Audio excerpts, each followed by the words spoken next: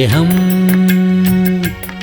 ദിവ്യസ്നേഹം, സ്നേഹം, ദിവ്യസ്നേഹം. പിന്നെ അവൻ പ്രാണവേദനയിലായി അതിശ്രദ്ധയോടെ പ്രാർത്ഥിച്ചു. അവന്റെ വിയർപ്പ് നിലത്തു വീഴുന്ന വലിയ ചോരത്തുള്ളി പോലെ ആയി. നോക്കൂ, നിന്റെ പാപത്തിനു വേണ്ടിയാണ്. ഇന്ന് നീ മാനസികമായിട്ട് ദുഃഖിക്കേണ്ടതായ കാര്യമില്ല. മാനസികമായി ഭാരപ്പെടുന്നത് ഇന്ന് ഡിപ്രഷൻ എന്നാണ് വിളിക്കുന്നത്. എന്താണ്? ഡിപ്രഷനിലേക്ക് പോകാനിടയായി. മനസ്സിൽ വലിയ നിരാശയുണ്ടാകുന്നു. ഒരു തരത്തിലുള്ള തളർച്ചയ്ക്ക് ഇടം കൊടുക്കുന്നു. ചില വർഷങ്ങൾക്ക് ശേഷം ഈ ലോകത്തിലുള്ള 90% ആളുകൾക്കും ഈ നിരാശയുണ്ടാകാനിടയാകും എന്ന ഗവേഷണം നടത്തി. ഇന്ന് ഏറ്റവും കൂടുതൽ കാണുന്ന രോഗം എന്താണെന്ന് വെച്ചാൽ, പണമുള്ളതുകൊണ്ട് ശാരീരികമായ രോഗങ്ങൾക്ക് ചികിത്സകളൊക്കെ ചെയ്യാൻ കഴിയുന്നുണ്ട്. രക്തം മാറ്റുന്നു, കിഡ്നി മാറ്റിവെക്കുന്നു, ഹൃദയം മാറ്റിവെക്കുന്നു, അങ്ങനെയുള്ള ചികിത്സകളൊക്കെ ചെയ്യുന്നുണ്ട്. എന്നാൽ ആ മാനസിക വ്യതയെന്ന് പറയുമ്പോൾ, മനസ്സിലുണ്ടായിരിക്കുന്ന ആകുലതയിൽ നിന്ന്, മാനസികമായുള്ള ദുഃഖത്തിൽ നിന്നും വിടുതൽ പ്രാപിക്കുവാൻ കഴിയാതെ എത്രയോ ധനമുള്ളതായ അനേകം ആളുകൾ, പേരും പ്രശസ്തിയും ഉള്ളവർ, നല്ല സമ്പത്തുള്ളവർ, എല്ലാമുള്ളവർ, അവർ സ്വയം നശിച്ചു പോകുന്നുണ്ട്. ദൈവം നിന്റെ മാനസിക ഭാരത്തെ ചുമക്കും. അവൻ നിന്നെ എഴുന്നേൽപ്പിക്കുന്നവനാണ് നിന്റെ മാനസിക ദുഃഖത്തിൽ നിന്ന്. നോക്കുക, മനുഷ്യർ നമ്മെ കുറ്റപ്പെടുത്തുമ്പോൾ, നമ്മെ പരിഹസിക്കുന്ന സമയത്ത് പറയാൻ കഴിയാത്ത ദുഃഖം നമുക്കുണ്ടാകും. നമ്മൾ സ്നേഹിച്ചവർ നമ്മെ ദ്രോഹിക്കുമ്പോൾ നമ്മുടെ ഉള്ളത്തിൽ ഒരു മറന്നുപോകാൻ കഴിയാത്ത ദുഃഖമുണ്ടാകും. ചില സമയത്ത് നാം എടുത്തു ചാടി ചെയ്തതായിട്ടുള്ളതായ പാപങ്ങൾ, ദുഷ്ടപ്രവൃത്തികൾ, വ്യഭിചാരം നമ്മുടെ മനസ്സിനെ മുറിവേൽപ്പിച്ചുകൊണ്ടിരിക്കുമ്പോൾ അത് ഏറ്റുപറയുവാൻ കഴിയാതെ, അത് ആരോടും പറയുവാൻ കഴിയാതെ നിരാശപ്പെടാറുണ്ട് നാം. അതാണ് പറയുന്നത്, നിന്റെ ഹൃദയത്തിലുള്ളതായ സകല പാപങ്ങളെയും അപ്പോൾ ഏറ്റുപറയുക. നിന്റെ പാപത്തിനുള്ളതായ ശിക്ഷ കർത്താവ് എന്നേ കാൽവരി ക്രൂശിൽ വഹിച്ചതാണ്. അതുകൊണ്ട് നീ പാപത്തെ ഏറ്റുപറയുമ്പോൾ അതിന് ശിക്ഷ വരികയില്ല, മറിച്ച് ക്ഷമയാണ് കിട്ടുന്നത്. ആരോടും പറയാൻ കഴിയാത്ത ഭാരമുണ്ടോ നിന്റെ മനസ്സിൽ? ആരോടും പങ്കുവയ്ക്കുവാൻ കഴിയാത്ത വേദനയുണ്ടോ നിന്റെ ഹൃദയത്തിൽ? നീ അതിനെക്കുറിച്ച് ആലോചിച്ചുകൊണ്ട്, എന്തു ചെയ്യണമെന്നറിയാതെ അതിൻ്റെ കാര്യം ഓർത്തുകൊണ്ട് അവസാനം ജീവിതത്തെ തന്നെ നശിപ്പിക്കണമെന്ന തോന്നലിൽ ആയിരിക്കുന്നു. യേശുവിന് നിന്നെ മനസ്സിലാക്കുവാൻ കഴിയും. നിന്റെ ഭാരത്തെ, നിന്റെ വേദനയെ, നിന്റെ മാനസികമായിട്ടുള്ള അനേക വിചാരങ്ങളെ, നിന്റെ സകല ദുഃഖങ്ങളും അന്ന് തന്നെ അവൻ വഹിക്കാനിടയായി. അതുകൊണ്ട് ഈ ദിവസം അവന്റെ നാമത്തിൽ നിനക്ക് സൗഖ്യമുണ്ട്. അവനെ നീ വിശ്വസിച്ചാൽ നിനക്ക് സമാധാനമുണ്ട്. നിന്റെ ഭാരം ഞാൻ വഹിക്കുന്നു, എന്നിൽ വിശ്വസിക്കുക എന്ന് പറയുന്നു. എൻ്റെ സമാധാനം നിനക്ക് നൽകാമെന്ന് പറയുന്നു. നിന്റെ പാപപരിഹാരത്തിനു വേണ്ടി യേശു കാൽവരി ക്രൂശിൽ ചെയ്തതായ ഈ യാഗത്തെ നീ നോക്കുക. അനേകം ആളുകൾ ഗെത്സമന തോട്ടത്തിൽ നടന്നതായ സംഭവത്തെ അത്രത്തോളം മനസ്സിലാക്കുകയില്ല. കാൽവരി ക്രൂശിൽ ചെയ്തതായ യാഗമാണ് ഏറ്റവും കൂടുതൽ പറയപ്പെടുന്നത്. എന്നാൽ യേശു ക്രിസ്തു ഗെത്സമന തോട്ടത്തിൽ ആണ് അവൻ്റെ കഷ്ടത ആരംഭിച്ചത്. അവൻ വേദനയോടെ പ്രാർത്ഥിച്ചതിന് ശേഷം അവൻ്റെ മനസ്സ് ഒരുക്കിയെടുത്തു. യേസ്, ഞാൻ ഈ മനുഷ്യജാതിക്ക് വേണ്ടി എൻ്റെ ജീവൻ യാഗമായി കൊടുക്കുകയാണ് എന്ന തീരുമാനമെടുത്തു. ഇനിയും പത്രോസിനെയും യാക്കോബിനെയും യോഹന്നാനെയും ആവശ്യമില്ല. ഇനിയും നിങ്ങൾ പ്രാർത്ഥിക്കേണ്ടതായ കാര്യമില്ല. പ്രാർത്ഥിക്കാൻ പറഞ്ഞപ്പോൾ നിങ്ങൾ പ്രാർത്ഥിച്ചില്ല. ഇനിയും ആവശ്യമില്ല. എൻ്റെ നാഴിക വന്നിരിക്കുന്നു. അത് പറഞ്ഞപ്പോഴേക്കും ആ മഹാൻ വന്നു. ആരാണ്? നിങ്ങളുടെ ഫ്രണ്ടാണോ? നമ്മുടെ ഫ്രണ്ടാണോ? യൂദാ ഇസ്കരിയോത്ത് നിങ്ങളുടെ ഫ്രണ്ടാണോ? യേശു കർത്താവിൻ്റെ കൂടെ നിന്ന് അനാവശ്യമായ കാര്യം ചെയ്ത വ്യക്തി നിങ്ങളുടെ സ്നേഹിതനാണോ? കർത്താവിൽ വിശ്വസിച്ചിട്ട് അനാവശ്യമായ കാര്യങ്ങൾ ചെയ്യുന്ന വ്യക്തികൾക്കും യൂദാ ഇസ്കരിയോത്തിനും തമ്മിൽ എന്തെങ്കിലും വ്യത്യാസമുണ്ടോ? യേശുവിൻ്റെ നാമത്തിൽ പണം സമ്പാദിക്കണമെന്ന് ആഗ്രഹിക്കുന്ന വ്യക്തികൾക്കും യൂദാ ഇസ്കരിയോത്തിനും തമ്മിൽ വ്യത്യാസം എന്തെങ്കിലും ഉണ്ടോ? അവസാനം അവനെ ഒറ്റിക്കൊടുക്കുവാൻ വേണ്ടി അവൻ പണം വാങ്ങി. 30 വെള്ളി നാണയമെന്ന് പറഞ്ഞാൽ ആ കാലത്തൊരു അടിമയ്ക്ക് കൊടുക്കുന്ന വിലയാണ്. യേശുവിനെ, ആ സർവശക്തനായ ദൈവത്തെ, ഒരു അടിമയെ വിൽക്കുന്നത് പോലെ, ഒരു കുതിരയെയോ ഒരു കഴുതയെയോ വിൽക്കുന്നത് പോലെ വിലപേശുവാനിടയായി. ചുംബിച്ചൊറ്റിക്കൊടുത്തു. യേശുവിനറിയില്ലായിരുന്നോ ഇവനെന്തിനാണ് ചുംബിക്കുന്നതെന്ന്? നിങ്ങൾക്ക് ദ്രോഹം ചെയ്യുന്ന ആളുകൾ നിങ്ങളുടെ അടുക്കൽ വന്ന് അങ്ങനെ ചുംബിച്ചാൽ നിങ്ങൾ എന്തു ചെയ്യും? ചെവിക്കല്ലിനിട്ട് ഞടിക്കാനിടയാകും. ഒന്നിനും കൊള്ളാത്തവനെ, എല്ലാം കഴിഞ്ഞിട്ട് എനിക്ക് വന്നിട്ട് ചുംബനം തരുന്നോ? ദുഷ്ടനായവനെ, മേലിൽ എൻ്റെ അടുക്കൽ നിന്നെ കണ്ടുപോകരുത്. പോകൂ എന്ന് പറയും. എന്നാൽ യേശു ഒന്നും പറയാൻ ഇടയായില്ല. അവനവരെ ശപിച്ചില്ല, മറുത്ത് ഒന്നും പറഞ്ഞില്ല. ആ രാത്രി അവനെ അവർ ബന്ധിച്ചു. അവനെ അറസ്റ്റ് ചെയ്യുവാനിടയായി. രാത്രിയിൽ അറസ്റ്റ് ചെയ്യുവാൻ പാടില്ല, എന്നാൽ അവനെ അറസ്റ്റ് ചെയ്ത് യഹൂദന്മാരുടെ വിസ്താരങ്ങൾ നടക്കുന്നതായ സ്ഥലത്തിലേക്ക് അവനെ കൂട്ടിക്കൊണ്ട് പോയി. യഹൂദന്മാരും ന്യായശാസ്ത്രിമാരുമെല്ലാം അവനെ കുറ്റം വിധിക്കാനിടയായി. അവനെ അവർ ഏൽപ്പിച്ചു കൊടുത്തു. ആ കാലത്ത് യഹൂദന്മാർ ആണെങ്കിൽ അവർ റോമൻ സാമ്രാജ്യത്തിന്റെ കീഴിലാണ് ആയിരിക്കുന്നത്. അതുകൊണ്ട് യഹൂദന്മാർക്ക് അവർ തന്നെ ശിക്ഷ വിധിക്കുവാനുള്ളതായ അധികാരം ഇല്ല, പ്രത്യേകിച്ച് മരണശിക്ഷ വിധിക്കാനുള്ള അധികാരം ഇല്ല. അതുകൊണ്ട് ഓരോരോ കുറ്റങ്ങൾ ആരോപിച്ചിട്ട് അവനെ പിലാത്തോസിന്റെ അരികിൽ കൊണ്ടുപോയി, ഹെരോദാവിന്റെ അരികിൽ കൊണ്ടുപോയി, വീണ്ടും പിലാത്തോസിന്റെ അരികിൽ കൊണ്ടുപോയി. ആ രാത്രിക്ക് രാത്രി തന്നെ അവർ അവനെ ആ വ്യാഴാഴ്ച രാത്രിയിൽ പല സ്ഥലങ്ങളിൽ കൊണ്ടുപോയി അറസ്റ്റ് ചെയ്ത് വിചാരണ നടത്തി ഒരുപാട് കുറ്റങ്ങൾ അവന്റെ മേൽ ആരോപിച്ചിട്ട് പല സ്ഥലങ്ങളിൽ അവനെ കൊണ്ടുപോയി കള്ളസാക്ഷികളെ നിർത്തിയിട്ട് അനാവശ്യമായ കുറ്റങ്ങൾ ആരോപിച്ച് പിലാത്തോസിന്റെ അരികിൽ കൊണ്ടുവന്നു. ഇവൻ യഹൂദന്മാരുടെ രാജാവാണെന്ന് പറയുന്നു എന്ന് അവനോട് പരാതി പറഞ്ഞു. നീ യഹൂദന്മാരുടെ രാജാവാണോ? അതേ എന്ന് യേശു പറഞ്ഞു. എൻ്റെ രാജ്യം ഈ ലോകത്തിനുള്ളത് അല്ല, എൻ്റെ രാജ്യം സ്വർഗരാജ്യമാണ്. അവൻ്റെ വാക്കുകൾ മനസ്സിലാക്കുവാൻ കഴിയാതെ പിലാത്തോസ് അവനിൽ ഒരു കുറ്റവും ഒരു തെറ്റും കണ്ടെത്തുവാനും കഴിഞ്ഞില്ല. എങ്ങനെയെങ്കിലും അവനെ വിടുവിക്കണമെന്ന് പിലാത്തോസിന്റെ ഭാര്യ, അവൾ യേശുവിൻ്റെ വചനം കേട്ടതാണ്, അവളൊരു കത്ത് കൊടുത്തയച്ചു. പിലാത്തോസിനെ അറിയിച്ചു, ആ നീതിമാന്റെ കാര്യത്തിൽ ഇടപെടുവാൻ പാടില്ല, അത് കാരണം നിന്റെ ജോലിയല്ല നിന്റെ ജീവിതം തന്നെ നശിച്ചു പോകുവാനിടയാകുമെന്ന് പറഞ്ഞു. അവൻ്റെ ഭാര്യ ആ കത്തയച്ചു.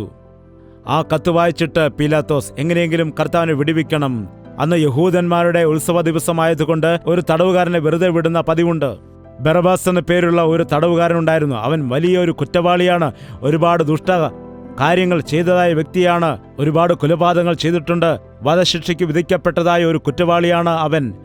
അവനെ കൊണ്ടുവന്നിട്ട് ഈ ബറബാസിനെ വേണമോ യേശുവിനെ നിങ്ങൾക്ക് വേണമോ നിങ്ങൾ തന്നെ പറയൂ എന്ന് പറഞ്ഞപ്പോൾ ഞങ്ങൾക്ക് ബറബാസിനെ മതിയെന്ന് പറഞ്ഞു, ഞങ്ങൾക്ക് ആ കള്ളനെ കൊലപാതകനെ മതിയെന്ന് പറഞ്ഞു. അപ്പോൾ ചോദിച്ചു, ഇവനെ എന്ത് ചെയ്യണം? നിങ്ങൾ ദൈവമാണെന്ന് കർത്താവാണെന്ന് പറഞ്ഞാൽ ഇവനെ എന്താണ് ചെയ്യേണ്ടത്? ക്രൂശീകരിക്കുക എന്നവർ പറഞ്ഞു. റോമൻ ക്യാപിറ്റൽ പണിഷ്മെന്റാണ് ക്രൂശിക്ക എന്നത്, മരണശിക്ഷ. യഹൂദന്മാരുടെ സമ്പ്രദായപ്രകാരം ചാട്ടവാറ് കൊണ്ടടിക്കുക. ചാട്ടവാറ് കൊണ്ടടിച്ചവനെ ക്രൂശിക്കാൻ പാടില്ല, ക്രൂശിക്കുന്നവനെ ചാട്ടവാറ് കൊണ്ടടിക്കാൻ പാടില്ല. ജീവപര്യന്തം തടവിന് വിധിച്ചവനെ തൂക്കിക്കൊല്ലുകയില്ല, തൂക്കിക്കൊല്ലുവാൻ വിധിച്ചവന് ജീവപര്യന്തം തടവ് ശിക്ഷയും ഇല്ല. അങ്ങനെയാണല്ലോ, രണ്ട് ശിക്ഷയും ഒരാൾക്ക് വരികയില്ലല്ലോ. എന്നാൽ യേശു ചാട്ടവാറിന്റെ അടിയുമേറ്റു, ക്രൂശിന്റെ ശിക്ഷയും വഹിച്ചു. പറയുകയാണെങ്കിൽ ഈ ലോകത്തിൽ എത്ര ശിക്ഷകളുണ്ട്, ആ ശിക്ഷയെല്ലാം അവൻ വഹിച്ചു. ലോകത്തിലെ സകല ജനത്തിനെയും പാപം വഹിച്ചു, സകല പാപത്തിനും വരുവാനുള്ളതായ സകല ശിക്ഷയും അവൻ വഹിച്ചു. ഒന്ന് കുറയാ 40 അടി എന്ന് പറയുമ്പോൾ 39 അടികൾ ആ ചാട്ടവാറുകൊണ്ട് അവനെ അടിച്ചപ്പോൾ ഇരുമ്പിന്റെ കൊളുത്തുകൾ പിടിപ്പിച്ച് മുള്ളുകൾ പിടിപ്പിച്ചതായ ആ ചാട്ടവാറുകൊണ്ട് അടിക്കുമ്പോൾ ശരീരത്തിന്റെ മാംസങ്ങൾ ഇളകിത്തെറിക്കുവാനിടയാകും. അത്ര വേദനാജനകമാണ്. അവന്റെ ചങ്കിൽ അവർ കുത്തിയിറക്കുവാനിടയായി കുന്തം കൊണ്ട്. അവന്റെ മാറു തുളച്ചു എന്നത് അക്ഷരാർത്ഥത്തിൽ നിറവേറി. നമ്മുടെ പാപത്തിന്റെ സകല ശിക്ഷയും അവന്റെ മേൽ വന്നു. അവൻ നമ്മുടെ പാപങ്ങൾക്ക് വേണ്ടി അവന്റെ ശരീരത്തെ നുറുക്കുവാൻ ഇടയായി. അതെ, നീയായിരുന്നു നുറുക്കപ്പെടേണ്ടത്, നീയായിരുന്നു ശിക്ഷ അനുഭവിക്കേണ്ടത്. നിന്റെ സകല ശിക്ഷയും അവൻ വഹിച്ചു. ഈ അടി ജയ്പോളിന് വേണ്ടിയുള്ളതായിരുന്നു. അതുകൊണ്ടാണ് ജയ്പോൾ ഇവിടെ ജീവനോടെ നിൽക്കുന്നത്, അല്ലെങ്കിൽ നരകത്തിൽ പോയനെ. ഈ അടി ജയ്പോളിന് വേണ്ടി ഉള്ളതായിരുന്നു. അതുപോലെ തന്നെ നിങ്ങൾക്ക് വേണ്ടിയാണ്. ഒരു നിമിഷം യെശയ്യാവിന്റെ പുസ്തകം 53-ാം അധ്യായം എടുക്കാം. 4-5 വാക്യങ്ങൾ നമുക്ക് വായിക്കാം. എല്ലാവരും വായിക്കുവാൻ പോവുകയാണ്. ഇവിടെ നാം വായിക്കുന്നത് എങ്ങനെയാണെന്ന് വെച്ചാൽ, സാക്ഷാൽ ജയ്പോളിന്റെ രോഗങ്ങളെ അവൻ വഹിച്ചു എന്ന് ഞാൻ വായിക്കും. നിങ്ങളുടെ പേര് നിങ്ങൾ ചേർത്തിട്ട് നിങ്ങൾ വായിക്കണം. മനസ്സിലായല്ലോ? അവരവരുടെ പേർ അവരവരിട്ടിട്ട് വായിക്കണം. ഓക്കെ, 1 2 3. സാക്ഷാൽ ജയ്പോളിന്റെ രോഗങ്ങളെ അവൻ വഹിച്ചു. ജയ്പോളിൻ്റെ വേദനകളെ അവൻ ചുമന്നു. നാമോ ദൈവം അവനെ ശിക്ഷിച്ചും അടിച്ചും ദണ്ഡിപ്പിച്ചും ഇരിക്കുന്നു എന്ന് വിചാരിച്ചു. എന്നാൽ അവൻ ജയ്പോളിൻ്റെ അതിക്രമങ്ങൾ നിമിത്തം മുറിവേറ്റും ജയ്പോളിൻ്റെ അകൃത്യം നിമിത്തം തകർന്നുമിരിക്കുന്നു. ജയ്പോളിൻ്റെ സമാധാനത്തിനുള്ള ശിക്ഷ അവൻ്റെ മേലായി. വായിച്ചോ? അവരവരുടെ പേരിട്ടിട്ടാണോ നിങ്ങൾ വായിച്ചത്? കരമുയർത്തുക. നിങ്ങൾ മനസ്സോടുകൂടി വിശ്വാസത്തോടുകൂടി ഒരിക്കൽ കൂടി വായിക്കുക. എങ്ങനെയാണ് വായിക്കേണ്ടത്? അവിടെ നിങ്ങളുടെ പേരിട്ടിട്ട് വായിക്കുക. എന്താണ് വായിക്കുന്നത്? എന്നാൽ അവൻ നമ്മുടെ അകൃത്യങ്ങൾ നിമിത്തം മുറിവേറ്റും നമ്മുടെ അകൃത്യങ്ങൾ നിമിത്തം തകർന്നുമിരിക്കുന്നു. നമ്മുടെ സമാധാനത്തിനായുള്ള ശിക്ഷ അവൻ്റെ മേൽ ആയി. അവൻ്റെ അടിപ്പിണരുകളാൽ നമുക്ക് സൗഖ്യം വന്നുമിരിക്കുന്നു. എന്താണ്? നമ്മുടെ അകൃത്യങ്ങൾ നിമിത്തം തകർന്നുമിരിക്കുന്നു. നമ്മുടെ സമാധാനത്തിനായുള്ള ശിക്ഷ അവൻ്റെ മേൽ ആയി. അവൻ്റെ അടിപ്പിണരുകളാൽ നമുക്ക് സൗഖ്യം വന്നുമിരിക്കുന്നു.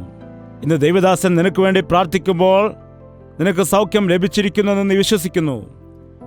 എന്നാൽ അവൻ്റെ അടിപ്പിണരുകളാലാണ് നിനക്ക് സൗഖ്യം വന്നിരിക്കുന്നത്. അവൻ ചെയ്തതായ യാഗത്തിൽ കൂടിയാണ് നിനക്കിന്ന് പാപക്ഷമ ലഭിക്കുന്നത്. അവൻ നിന്റെ ദുഃഖങ്ങൾ വഹിച്ചതുകൊണ്ടാണ് ഇന്ന് നിനക്ക് ദുഃഖത്തിൽ നിന്ന് വിടുതലുള്ളത്. അതാണ് അവൻ ക്രൂശിൽ നേടിയെടുത്തത്. ആ ഗത്സമന തോട്ടത്തിൽ അവൻ വേദന അനുഭവിച്ചതിന് ശേഷം അവനെ അങ്ങോട്ടും ഇങ്ങോട്ടും കൊണ്ടുപോയി പീലാത്തോസിന്റെ അരികിൽ കൊണ്ടുവന്നു. യോഹന്നാന്റെ സുവിശേഷം 19-ാം അധ്യായം 13-ാമത്തെ വാക്യം. ഈ വാക്ക് കേട്ടിട്ട് പീലാത്തോസ് യേശുവിനെ പുറത്ത് കൽത്തളമെന്നും എബ്രായ ഭാഷയിൽ ഗബഥ എന്നും പേരുള്ള ഒരു സ്ഥലത്ത് ന്യായാസനത്തിൽ ഇരുന്നു. ഗബഥ എന്ന് പേരുള്ളത്. ഒന്നാമത്തേത് ഗെത്സമന, രണ്ടാമത്തേത് ഗബഥ. ഗബഥ അതായത് കൽത്തളമെന്നും വിളിക്കുന്നു. ഗെത്സമനയിൽ അവന് ഏകനായിട്ട് ഒറ്റയ്ക്കാണ് വേദന അനുഭവിച്ചത്. എന്നാൽ ആ ഗബഥയിൽ, ഗബഥ എന്താണത്? കല്ലുകൊണ്ട് വിരിച്ചതായ ഒരു സ്ഥലം, കൽത്തളം. യേശുവിനെ അപ്പോൾ മുൾക്കിരീടം ധരിപ്പിച്ചിരുന്നു. അവനെ ചാട്ടവാറ കൊണ്ട് അടിച്ചിരുന്നു. അവൻ്റെ മനോഹരമായിരുന്ന ആ അങ്കി എടുത്തിട്ട് അവനെ അർദ്ധനഗ്നനാക്കി മാറ്റാനിടയായി. അവൻ്റെ കയ്യിൽ ഒരു വടി കൊടുത്തു. എന്നിട്ട് 3 ഇഞ്ച് നീളമുള്ളതായ മുള്ളുകൊണ്ടുള്ളതായ ആ കിരീടം അവൻ്റെ തലയിലേക്ക് അടിച്ചിറക്കിയപ്പോൾ ആ രക്തം ചീറ്റി അതവൻ്റെ മുഖത്തൂടെ ഒഴുകുന്നു. രക്തം ഇറ്റിറ്റ് വീഴുകയാണ്. അവൻ്റെ ശോഭയുള്ള സൗന്ദര്യമുള്ളതായ മുഖത്തെ അവർ ആ മുഖത്തെ ആഞ്ഞിടിച്ചു.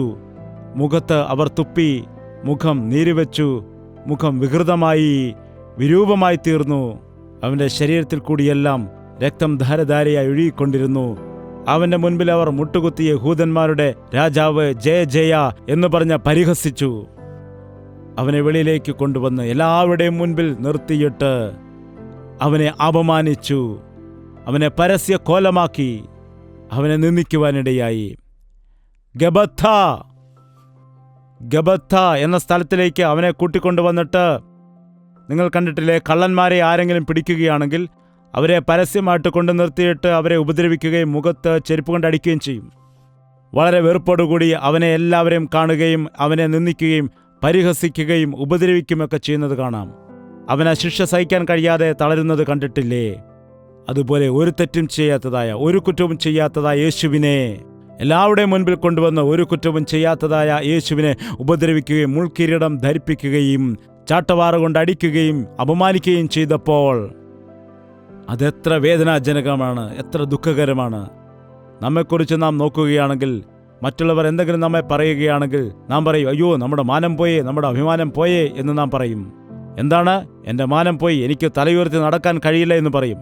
എന്നാൽ ആ കർത്താവിനെ അവിടെ കൊണ്ടുവന്ന് നിർത്തി അവർ പരസ്യമായി അപമാനിക്കുമ്പോൾ ജനം പറയുന്നു, ഞങ്ങൾക്ക് ബറബാസിനെ മതി, യേശുവിനെ വേണ്ട, യേശുവിനെ ക്രൂശിക്കുക എന്നവർ ആർത്തു വിളിച്ചതായ സമയത്ത് നോക്കുക, എത്ര അപമാനമാണ് അവൻ സഹിച്ചത്. അത് നിനക്ക് വേണ്ടിയാണ്, എനിക്ക് വേണ്ടിയാണ്, നമുക്ക് വേണ്ടിയാണ്. നിങ്ങൾ എവിടെ വെച്ചെങ്കിലും പരസ്യമായി അപമാനിക്കപ്പെട്ടിട്ടുണ്ടോ? വചനം നമ്മോട് നാം താരതമ്യം ചെയ്ത് നോക്കണം. എപ്പോഴെങ്കിലും നാം പരസ്യമായ അപമാനത്തിന് ഇരയായിട്ടുണ്ടോ? യഥാർത്ഥമായിട്ടും കുറ്റം ചെയ്തത് കാരണമായിരിക്കാം, അല്ലെങ്കിൽ കുറ്റം ചെയ്യാതിരുന്നിട്ടും അപമാനിക്കപ്പെട്ട സ്ഥിതിയായിരിക്കാം. എന്നാൽ യഥാർത്ഥമായിട്ട് പരസ്യമായി അപമാനിക്കപ്പെട്ടതായ ഒരു അവസ്ഥ നിങ്ങളുടെ ജീവിതത്തിലുണ്ടോ? ചിലരുടെ ഹൃദയത്തിനുള്ളിൽ അങ്ങനെയുള്ളതായ ചിന്തകളൊന്നുമില്ല. പരസ്യമായി അപമാനിക്കപ്പെട്ടതായ അവസ്ഥയുമില്ല. ശരിയാണോ? ഏതെങ്കിലും ഒരു സമയത്ത്, ഏതെങ്കിലും ഒരു അവസ്ഥയിൽ നാം പിടിക്കപ്പെടുമ്പോൾ നാം നിന്ദിക്കപ്പെടുവാനിടയാകും, അപമാനിക്കപ്പെടുവാനിടയാകും. നമുക്കത് സഹിക്കുവാൻ കഴിയില്ല. പലരും വീട് വിട്ട് ഓടിപ്പോകും. ചിലർ ആത്മഹത്യ ചെയ്യും. മറ്റു ചിലർ കോപിഷ്ഠരായിട്ട്, റൗഡികളായിട്ട് അവരുടെ ഇഷ്ടം പോലെ ജീവിക്കുവാനായിട്ട് തുടങ്ങും. എന്നാൽ യേശുക്രിസ്തു നമുക്കെല്ലാവർക്കും വേണ്ടി അവനത് സഹിച്ചു. അന്ന് യോസേഫിനെ അവർ പിടിച്ചിട്ട്, കൊള്ളരുതാത്തവനെ, വിശ്വസ്തയോടെ വീട്ടിൽ നിർത്തിയപ്പോൾ എൻ്റെ ഭാര്യയെ ഉപദ്രവിക്കുകയാണോ? എൻ്റെ ഭാര്യയെ ബലാത്സംഗം ചെയ്യാൻ നോക്കുന്നോ? ഇവനെ പിടിച്ച് കാരാഗൃഹത്തിൽ അടയ്ക്കുക എന്ന് പറഞ്ഞ് പോത്തിഫറിൻ്റെ ഭാര്യ ചെയ്തതായ കുറ്റത്തിന് യോസേഫ് ശിക്ഷിക്കപ്പെട്ടപ്പോൾ ആ സ്ഥാനത്ത് ഞാനായിരുന്നു എന്ന് പറഞ്ഞനെ, നിന്റെ ഭാര്യയെ ആദ്യം നീ നന്നാക്ക്, എന്നെയല്ല നോക്കേണ്ടത്, പോടാന്ന് പറയും. നമ്മൾ എതിർക്കും. യോസേഫ് ഒന്നും പറഞ്ഞില്ല. കൊള്ളരുതാത്തവനെ. അവനെ കാണുന്ന ആളുകൾ എന്താണ് പറയുന്നത്?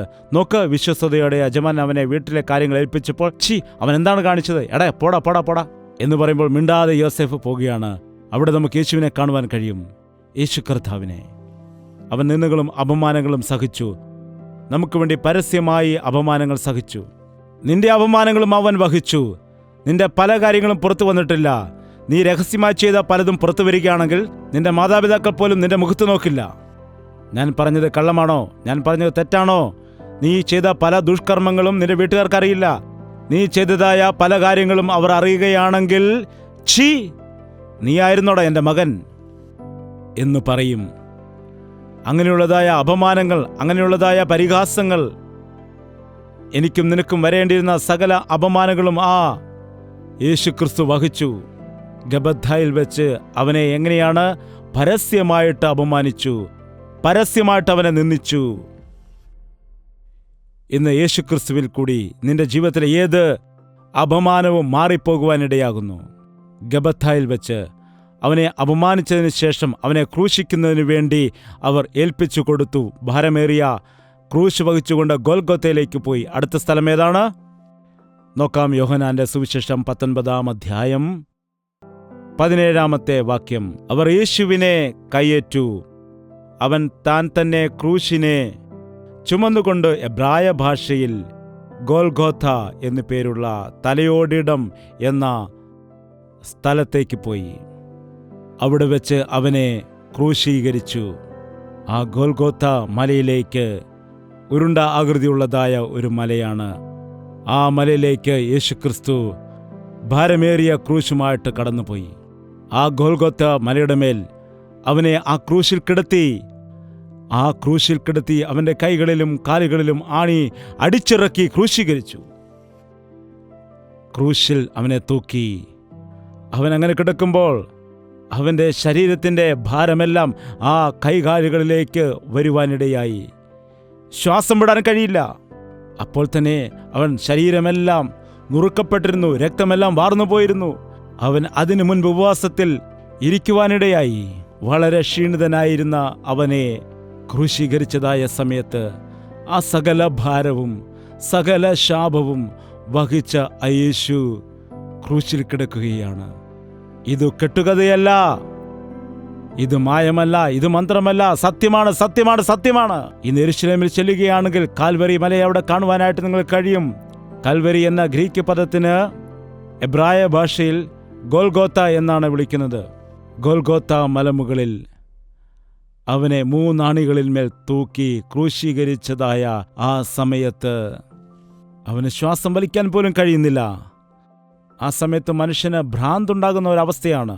ക്രൂശിക്കപ്പെടുന്ന ആളുകൾ സാധാരണ ഒച്ചവയ്ക്കും, നിലവിളിക്കും, സ്വയം അവർ ശപിക്കുകയും ചീത്ത വിളിക്കുമൊക്കെ ചെയ്യും.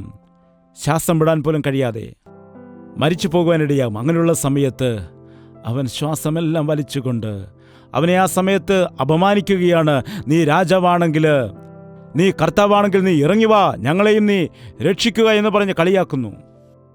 ചുറ്റും നിന്നുകൊണ്ട് അവർ അവനെ നിന്ദിച്ചുകൊണ്ടിരിക്കുമ്പോൾ അവൻ ശ്വാസം വലിച്ചുകൊണ്ട്, പിതാവേ, ഇവർ ചെയ്യുന്നതെന്താണെന്ന് ഇവർ അറിയായികയാൽ ഇവരോട് ക്ഷമിക്കണമേ എന്ന് പറഞ്ഞു. നിനക്കറിയാമോ, ആ വാക്ക് യേശു പറഞ്ഞപ്പോൾ നിന്നെയും അവൻ കണ്ടു, എന്നെ അവൻ കണ്ടു, നമ്മെ അവൻ കാണുവാനിടയായി. യേശു ദൈവമല്ല എന്ന് പറഞ്ഞ് എത്രയോ ആളുകൾ യേശുവിനെ ദുഷിക്കുന്നുണ്ട്. എത്രയോ പേർ അവൻ്റെ നാമത്തെ അപമാനിക്കുന്നുണ്ട്. എത്രയോ പേർ അവനിൽ വിശ്വസിക്കുന്നവരെ ഉപദ്രവിക്കുന്നുണ്ട്. അയ്യോ, ശൗലേ ശൗലേ, എന്തിനാണ് നീ എന്നെ ഉപദ്രവിക്കുന്നത്? ഞാനെപ്പോഴാണ് നിന്നെ ഉപദ്രവിച്ചത്? ഞാൻ നിന്നെ ഇതുവരെ കണ്ടിട്ട് പോലുമില്ലല്ലോ എന്നവൻ ചോദിച്ചില്ല. എന്തുകൊണ്ടെന്നാൽ എൻ്റെ നാമം ധരിച്ചവരെ ഉപദ്രവിക്കുകയാണെങ്കിൽ അതെന്നെ ഉപദ്രവിക്കുന്നതിന് തുല്യമാണ്. അതുകൊണ്ട് ഇന്ന് അങ്ങനെയുള്ള ആളുകൾക്ക് ക്ഷമ ലഭിക്കും, വിടുതൽ ലഭിക്കും. നീ പാപിയാണെങ്കിലും, എത്ര വലിയ പാപിയാണെങ്കിലും, അറിഞ്ഞുകൊണ്ട് പാപം ചെയ്യുന്ന വ്യക്തിയാണെങ്കിലും, അന്ന് യേശുക്രിസ്തു ചെയ്ത പ്രാർത്ഥനയിൽ കൂടി ഇന്ന് എല്ലാവർക്കും ക്ഷമ ലഭിക്കുന്നു. യേശുവിനെ വിശ്വസിക്കാം. ക്രൂശിലെ 7 മൊഴികളെക്കുറിച്ചും പറയാനുള്ള സമയം നമുക്കില്ല. എന്നാൽ ആ 7 മണി മുതൽ വൈകുന്നേരം 3 മണി വരെയുള്ളതായ ആ സമയത്ത്, അവൻ ക്രൂശിൽ കിടക്കുന്ന സമയത്ത് അവൻ വേദന അനുഭവിച്ചുകൊണ്ട് ശ്വാസം വലിച്ചു പറഞ്ഞതായ 7 മൊഴികൾ അനേകം ആളുകൾ ക്രൂശിനെ ധ്യാനിക്കുന്ന സമയത്ത് ഓർക്കാറുണ്ട്. എന്നാൽ അത് എത്ര ആളുകളാണ് ഹൃദയത്തിൽ ഗ്രഹിക്കുന്നത് എന്നതാണ് പ്രധാനപ്പെട്ടത്. അവസാനം, പിതാവേ, നിന്റെ കൈകളിലേക്ക് എൻ്റെ ആത്മാവിനെ സമർപ്പിക്കുന്നു എന്ന് പറഞ്ഞ് പ്രാണനെ വിട്ടു. അവൻ്റെ അടിപ്പിണരുകളാൽ നമുക്ക് സൗഖ്യം വന്നുമിരിക്കുന്നു. ക്രിസ്തു നമുക്ക് വേണ്ടി പ്രാണനെ നൽകി. നാം ശത്രുക്കളായിരുന്ന സമയത്ത് തന്നെ അവൻ നമ്മെ സ്നേഹിക്കുവാനിടയായി. നാം ബലഹീനരായിരിക്കുന്ന സമയത്ത് തന്നെ അവൻ നമുക്ക് വേണ്ടി പ്രാണനെ നൽകി. ഇതാണ് യഥാർത്ഥമായ കാര്യം. ഇന്ന് യേശുക്രിസ്തുവിൻ്റെ നാമത്തിൽ സൗഖ്യങ്ങൾ നടക്കുന്നുണ്ട്. ഇന്ന് യേശുക്രിസ്തുവിൽ വിശ്വസിക്കുന്ന ആളുകൾ മാനസാന്തരപ്പെട്ട പുതിയ ജീവിതം നയിക്കുന്നുണ്ടെങ്കിൽ, പാപികൾ വിശുദ്ധരായിട്ട് ജീവിക്കുന്നുണ്ടെങ്കിൽ, ഇന്ന് അനേകം രോഗികൾ സൗഖ്യം പ്രാപിക്കുന്നുണ്ടെങ്കിൽ, പ്രയോജനമില്ലാത്തവരായിരുന്ന അനേകർ പ്രയോജനമുള്ളവരാകുന്നെങ്കിൽ, ഇന്ന് മരിച്ച് നരകത്തിലേക്ക് പോകേണ്ടിയിരിക്കുന്ന അനേകം ആളുകൾ സ്വർഗീയ അവകാശികളായി മാറുന്നുണ്ടെങ്കിൽ, അതിൻ്റെ കാരണം ക്രൂശിലെ യാഗമാണ്. ഈ ക്രൂശിനെ കുറിച്ചുള്ള സുവിശേഷം നശിച്ചു പോകുന്നവർക്ക് ഭോഷത്വമാണ്. രക്ഷിക്കപ്പെടുന്നതായ നമുക്കോ ദൈവത്തിൻ്റെ ശക്തിയാണ്. നീ എത്രത്തോളം ക്രൂശിനെ ധ്യാനിക്കുന്നുവോ അത്രത്തോളം നീ താഴ്മയുള്ളവനാകും. എത്രത്തോളം നീ ക്രൂശിനെ ധ്യാനിക്കുന്നുവോ അത്രത്തോളം നിന്റെ ഹൃദയം സ്നേഹം കൊണ്ട് നിറയും. നീ എത്രത്തോളം ക്രൂശിനെ ധ്യാനിക്കുന്നുവോ അത്രത്തോളം നീ വിശുദ്ധീകരിക്കപ്പെടാനിടയാകും. നീ എത്രത്തോളം ക്രൂശിനെ ധ്യാനിക്കുന്നുവോ അത്രത്തോളം പിശാച് നിന്നെ വിട്ട് ഓടുവാനിടയാകുന്നു. കർത്താവായ യേശുക്രിസ്തുവിന്റെ ക്രൂശിൽ അല്ലാതെ മറ്റൊന്നിനെക്കുറിച്ച് ഞാൻ പുകഴുന്നില്ല എന്ന് അന്ന് പൗലോസ് പറയുവാനിടയായി. നിന്റെ പുകഴ്ച എന്തിലാണ്? ഏതിലാണ് നിന്റെ ആനന്ദം? എവിടെയാണ് നിന്റെ ലക്ഷ്യം? എന്തുകൊണ്ടാണ് നീ ഇങ്ങനെ ആയിരിക്കുന്നത്? അവൻ ക്രൂശിൽ ചെയ്തതായ യാഗത്തിൽ കൂടി അവൻ്റെ അടിപ്പിണരുകളാൽ എനിക്ക് സൗഖ്യം വന്നിരിക്കുന്നു. അവൻ എൻ്റെ ദുഃഖത്തെ വഹിച്ചു. അവൻ എൻ്റെ വേദനയെ ചുമന്നു. എൻ്റെ മാനസിക വിഷമത്തെ സഹിച്ചു. എനിക്ക് വരേണ്ടിയിരുന്നതായ അപമാനത്തെ, നിന്ദയെ അവൻ സഹിക്കാനിടയായി. എൻ്റെ ശരീരത്തിന് വരേണ്ടതായ ശിക്ഷയെ അവൻ വഹിച്ചു. ഇന്ന് അനേകം ആളുകൾക്ക് ക്രൂശ് വേണം, യേശുവിനെ വേണ്ട. അതായത് ക്രൂശിൻ്റെ ചിത്രം മതി. യേശുക്രിസ്തുവിൻ്റെ ആ ത്യാഗം, ആ വിശ്വാസം, ആ വിശുദ്ധി ആവശ്യമില്ല അവർക്ക്. ചിലർക്ക് ക്രിസ്തുവിനെ വേണം, ക്രൂശ് വേണ്ട. അതായത് കഷ്ടത വേണ്ട, ബുദ്ധിമുട്ട് വേണ്ട, ഞെരുക്കം വേണ്ട, നിന്ന വേണ്ട, അപമാനം വേണ്ട. ക്രിസ്തു കൊടുക്കുന്ന സിംഹാസനം മതി. അത് നടക്കില്ല. ക്രൂശില്ല എങ്കിൽ നിന്റെ ജീവിതത്തിൽ കിരീടം ലഭിക്കില്ല. അതാണ് പറയുന്നത്. നിനക്ക് സൗഖ്യം നൽകുവാൻ, വിടുതൽ നൽകുവാൻ, നിനക്ക് വേണ്ടി വർത്തമാന ഭൂത ഭാവി കാലങ്ങളിലുള്ള സകലർക്കും വേണ്ടിയും പ്രായശ്ചിത്തയാഗമായി അവൻ ദൈവമായിരിക്കുന്നുണ്ട്. ഒരിക്കൽ ജീവൻ കൊടുക്കാനിടയായി. രക്ഷ ഒരുങ്ങിയിരിക്കുകയാണ്. നീ ചോദിച്ചാൽ, നീ അപേക്ഷിച്ചാൽ നിനക്കത് കിട്ടും. യേശുവേ, എനിക്ക് പാപക്ഷമ വേണം. എൻ്റെ ജീവിതത്തിൻ്റെ വേദനയിൽ നിന്ന് എനിക്ക് വിടുതൽ വേണം. എൻ്റെ കഷ്ടതയിൽ നിന്ന് എനിക്കൊരു വിടുതൽ വേണം. എൻ്റെ കുടുംബജീവിതത്തിൽ സമാധാനമില്ലാത്ത അവസ്ഥയാണ്, അവിടെ എനിക്ക് സമാധാനം വേണം. എൻ്റെ പാപത്താൽ വന്ന രോഗത്തിൽ നിന്ന് വിടുതൽ വേണം. എൻ്റെ ജീവിതത്തിലെ ചിന്തയില്ലായ്മ കാരണം, എടുത്തുചാട്ടം കാരണം വരുത്തിവെച്ചതായ ബുദ്ധിമുട്ടിൽ നിന്ന്, പ്രശ്നങ്ങളിൽ നിന്ന്, ആപത്തിൽ നിന്ന്, കഷ്ടതയിൽ നിന്ന് എന്ന് നീ ചോദിക്കുകയാണെങ്കിൽ, ക്രിസ്തു തൻ്റെ ധനത്തിൻ്റെ മഹത്വത്തിനൊത്തവണ്ണം ചെയ്തു തരുവാനായിട്ട് അവൻ ഒരുക്കമായിരിക്കുന്നു. ആ കർത്താവ് മനസ്സുള്ളവനാണ്. നീ വിശ്വസിക്കുമെങ്കിൽ വിശ്വസിക്കുന്നവന് സകലതും സാധ്യമാണെന്ന് പറഞ്ഞു. ഇത്ര വലിയ ക്രിസ്തുവിനെ നീ തള്ളിക്കളഞ്ഞിട്ട് നിന്റെ സ്വന്തം കഴിവുകൊണ്ട്, സാമർഥ്യം കൊണ്ട്, നിന്റെ പണം കൊണ്ട്, നിന്റെ ബുദ്ധിശക്തി കൊണ്ട് എന്തെങ്കിലുമൊക്കെ നേടിയെടുക്കാമെന്ന് ചിന്തിച്ചാൽ നീ ഭോഷനാണ്. നിന്നെ വിമോചിച്ചതായ കർത്താവ് കരം നീട്ടി നിന്നെ വിളിക്കുകയാണ്. നിനക്ക് വേണ്ടിയാണ് ഞാൻ പ്രാണനെ നൽകിയത്. നീ എന്നെ വിശ്വസിക്കുമോ? ക്രൂശിന്റെ ദർശനം കാരണം ഒരു മനുഷ്യന്റെ ജീവിതത്തിൽ എന്താണ് സംഭവിക്കുന്നതെന്നറിയാമോ?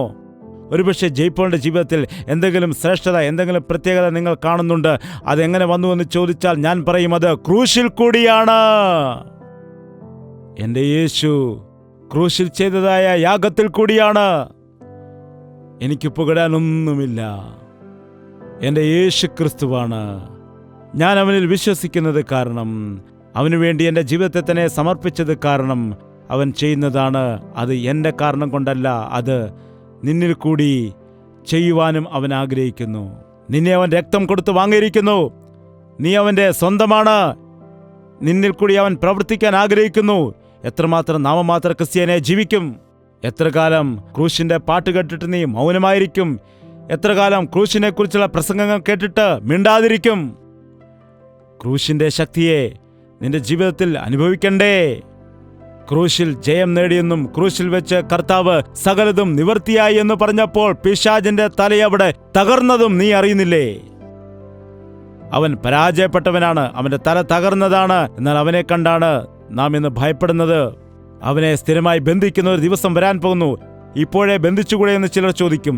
ഇപ്പോൾ ബന്ധിച്ചാൽ അവനെ പിന്തുടരുന്നതായ നിന്നെയും ബന്ധിക്കേണ്ടി വരും. ആരും നശിച്ചു പോകാൻ ഇഷ്ടമില്ലാത്തത് കൊണ്ട് കർത്താവ് വീണ്ടും വീണ്ടും അവസരത്തെ കൊടുക്കുന്നു. ക്രൂശിനെ കുറിച്ചുള്ള സുവിശേഷം ഭോഷത്വമാണോ അതോ ദൈവത്തിന്റെ ശക്തിയാണോ? ദൈവത്തിന്റെ ശക്തിയെ അനുഭവിക്കാം. ദയവ് ചെയ്ത് തലകളെ വണക്കാം. നിന്റെ മാനസിക വേദനയിൽ നിന്ന്, കുടുംബ പ്രശ്നത്തിൽ നിന്ന്, നിന്റെ ചിന്താകുലത്തിൽ നിന്ന്, നിനക്ക് വരേണ്ടതായ സകല ശിക്ഷയിൽ നിന്നും, സകല നിന്ദയിൽ നിന്നും, അപമാനത്തിൽ നിന്നുമെല്ലാം നിന്നെ വിടുവിക്കുന്നതിന് വേണ്ടിയാണ് യേശു ക്രൂശിലെ ശിക്ഷ അനുഭവിച്ചതെന്ന് വിശ്വസിക്കുമ്പോൾ ഒരു അത്ഭുത കാര്യം നടക്കാനിടയാകും. ദൈവത്തെക്കുറിച്ച് നീ അറിയുന്നുവെങ്കിലും പാപത്തിന്റെ കുഴിയിൽ കിടക്കുന്നതായ നിനക്ക് വീണ്ടും ഒരു അവസരം നൽകുന്നതിന് വേണ്ടി ക്രൂശിന്റെ സന്ദേശവുമായിട്ട് കർത്താവ് ഒരിക്കൽ കൂടി നിന്റെ അടുക്കൽ വരുന്നു. പ്രാർത്ഥന. പരിശുദ്ധനായ സ്നേഹമുള്ള പിതാവേ, 2000-ലധികം വർഷങ്ങൾക്ക് മുമ്പ്, ഞങ്ങൾ ജനിക്കുന്നതിന് മുൻപേ ഞങ്ങൾക്ക് വേണ്ടി നീ ചെയ്ത ഈ വലിയ യാഗത്തെക്കുറിച്ച് വീണ്ടും ഒരിക്കൽ കൂടി ഇന്ന് ഞങ്ങളുടെ മുൻപിൽ വരച്ചു കാണിച്ചതിനായിട്ട് നന്ദി കരയറ്റുകയാണ്. ഇതൊരു കെട്ടുകഥയല്ലല്ലോ, ഇത് സത്യമാണ്, വാസ്തവമാണ് എന്ന വിഷയം ഞങ്ങൾ വിശ്വസിക്കുവാൻ, അവിശ്വാസികളായി തീരാതെ വിശ്വാസികളായിട്ട് ജീവിക്കുവാൻ, നിന്നെ രുചിച്ചറിയുവാൻ, നിന്റെ വിടുതൽ അനുഭവിക്കുവാൻ ഞങ്ങളെ സഹായിക്കണമേ. പാറയായിരിക്കുന്ന സകല ഹൃദയങ്ങളെയും നസ്രയനായ യേശുക്രിസ്തുവിന്റെ നാമത്തിൽ ഉടയ്ക്കുകയാണ് കർത്താവേ. വീണുകിടക്കുന്ന സകല വ്യക്തികളെയും നസ്രയനായ യേശുക്രിസ്തുവിന്റെ നാമത്തിൽ എഴുന്നേൽപ്പിക്കുകയാണ് കർത്താവേ. ദുഃഖങ്ങൾക്ക് അടിമയായിട്ട്, ദുശീലങ്ങൾക്ക് അടിമകളായി, ജീവിതത്തിൽ യാതൊരു സമാധാനവുമില്ലാതെ ജീവിതത്തെ താറുമാറാക്കിയ ആളുകളെ നസ്രയനായ യേശുക്രിസ്തുവിന്റെ നാമത്തിൽ വിടുവിക്കുകയാണ് കർത്താവേ. പാപത്തിന്റെ ശിക്ഷയെ വഹിച്ചും കൊണ്ട് എവിടെയും പോകുവാൻ വഴിയില്ലാതെ, യാതൊരു ഗത്യന്തരവുമില്ലാതെ, കലഹം കൊണ്ടും ദുഃഖം കൊണ്ടും രോഗം കൊണ്ടും ദുരിതമനുഭവിക്കുന്ന കുടുംബങ്ങളെ നസ്രയനായ യേശുക്രിസ്തുവിന്റെ നാമത്തിൽ വിടുവിക്കുകയാണ് കർത്താവേ. കാൽവരി ക്രൂശിൽ നിന്നൊഴുകുന്ന ക്രൂശിലെ രക്തപ്രവാഹത്താൽ ഇവിടെ നിൽക്കുന്ന സകല മനുഷ്യരെയും കർത്താവേ കഴുകുമാറാകണമേ. അവരുടെ ഹൃദയങ്ങളെ കഴുകി ശുദ്ധീകരിക്കണമേ. യേശുക്രിസ്തുവിന്റെ രക്തത്തിൽ എത്ര വലിയ ശക്തിയുണ്ടെന്ന് ഞങ്ങളെല്ലാം അനുഭവിക്കുന്നതിന് വേണ്ടി നിന്റെ രക്തത്തിന്റെ പ്രവാഹം ഇന്ന് ഞങ്ങളുടെ ജീവിതത്തിൽ നീ ഒഴുക്കുമാറാകണമേ കർത്താവേ. കുഞ്ഞാടിന്റെ രക്തത്തെക്കാൾ ശ്രേഷ്ഠമായ യേശുക്രിസ്തുവിന്റെ രക്തത്താൽ ഞങ്ങൾ വിടുവിക്കപ്പെട്ടുവെന്നും, ഞങ്ങളിനി ഒരിക്കലും പാപത്തിന് അടിമകളല്ല എന്നും, ഞങ്ങളിനി ഒരിക്കലും പിശാചിന് അടിമകളല്ല എന്നും തീരുമാനത്തോടെ കടന്നു പോകാൻ സഹായിക്കണമേ. യേശുക്രിസ്തുവിന്റെ നാമത്തിൽ അപേക്ഷിക്കുന്നു പിതാവേ.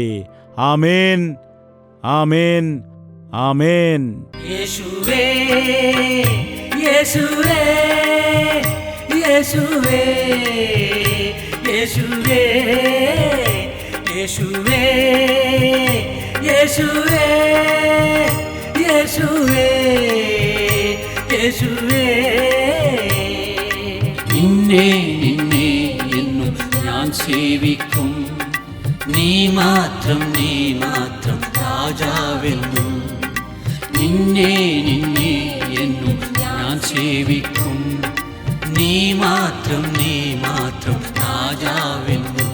യേശുവേ യേശുവേ യേശുവേ യേശുവേ യേശുവേ യേശുവേ യേശുവേ യേശുവേ യേശുവേ യേശുവേ യേശുവേ